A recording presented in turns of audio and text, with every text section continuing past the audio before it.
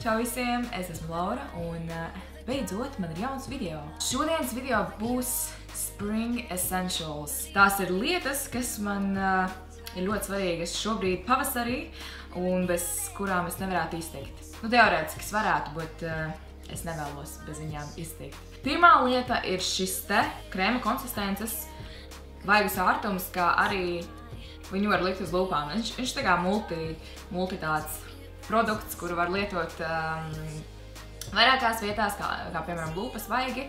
Nu, teorētiski viņu arī var kaut kur citur likt, bet parasti viņu lieto tikai uz lūpām un vaigiem. Man patīk arī tonis, viņš ir ļoti, kā saka, tāds pavasarīgs, pavasarīgi rozīgs.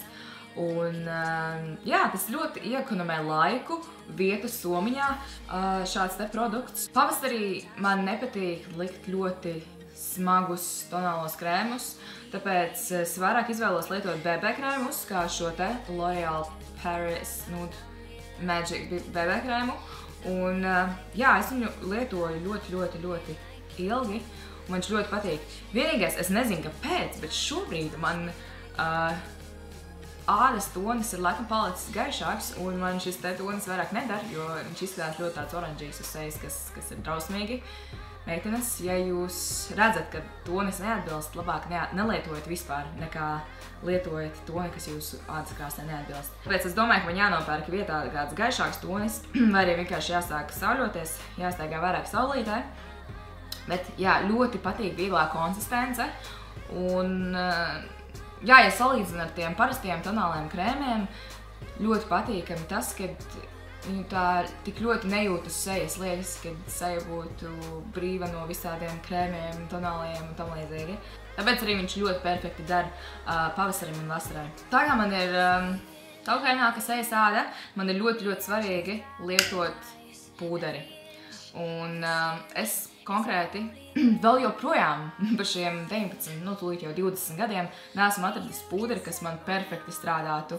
Bet jā, es esmu sapratusi to, ka man ļoti patīk vieglas konsistences pūderi, kā piemēram šis te Catrice pūderis. Viņš ir caurspīdīgs, un tas man ļoti patīk, tas, ka man nav jāuztraucās, vai sejas tonis atbilst vai neatbilst, jo vienkārši es uzlieku un viss iet ļoti jauki uz manas, pareizāk nevis iet, bet izskatās uz manas ādas. Tāpēc arī pavasarī šādi te caurspīdīgie birstošie pūderi ir daudz piemērotāki nekā presētie pūderi ar toni. Jutīsies daudz labāk, tavas sejas āda jutīsies daudz labāk un nebūs tāda ļoti daudz, zin tā sajūta, kad ļoti daudz kosmētika uzlikt uz sejas. Tālāk par kopjošajiem produktiem. Kopjošajiem? Ir tāds vārds kopjošajiem? Ok, basically, tālāk es runāšu nedaudz par krēmiem. Pavasarī man ir ļoti svarīgi ādu mitrināt. Kaut arī es teicu, ka man ir taukaina āda vienalga. Ja es ādu savēju nebūšu mitrinājusi, man būs tāda pretīgi, tāda velkoša sajūta ādai. Tāpēc ļoti svarīgi mitrināt pavasarī, īpaši pavasarī.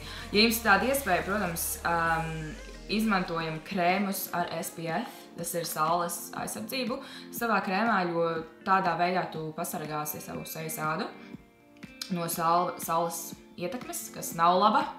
Kaut arī mums patīk būt iedegušām un tam līdzīgi.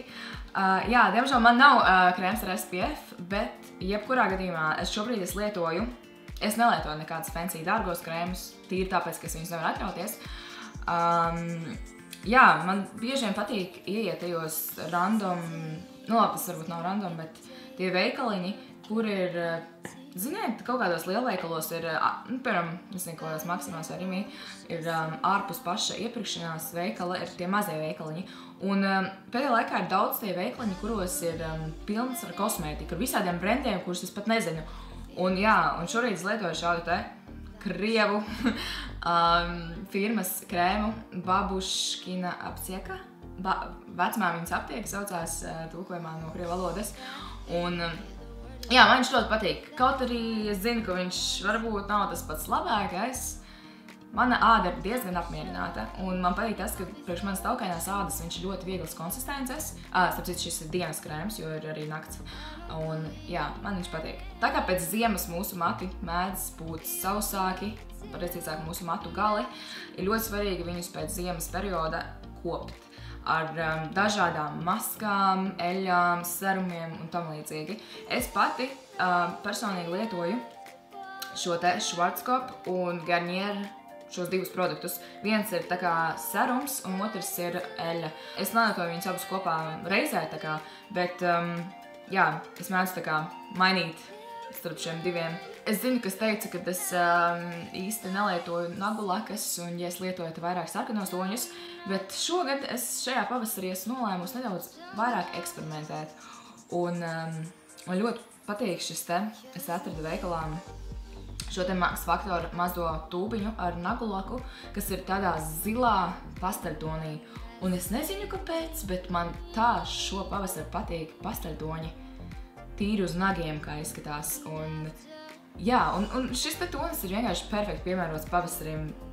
Man šķiet, ka pasteļtoņi kā tādi ir ļoti pavasarīgi un ļoti labi izskatās pie gandrīz kāda apģērba. Tā kā parasti pēc ziemas mati ir nedaudz sabojāti, ir svarīgi pēc iespējas mazāk lietot dažādus taisnotājus, fēnus un tam līdzīgi. Es principā vispār nelietoju taisnotāju, ļoti reti.